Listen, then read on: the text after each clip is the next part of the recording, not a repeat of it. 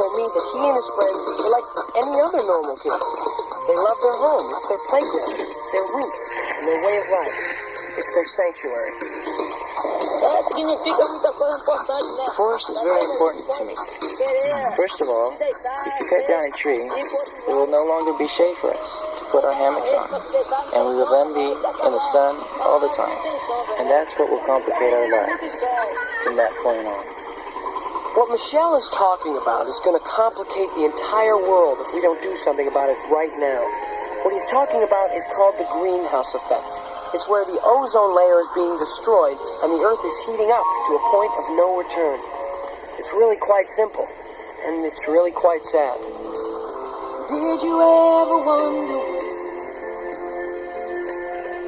when newborn seeds began to break the earth?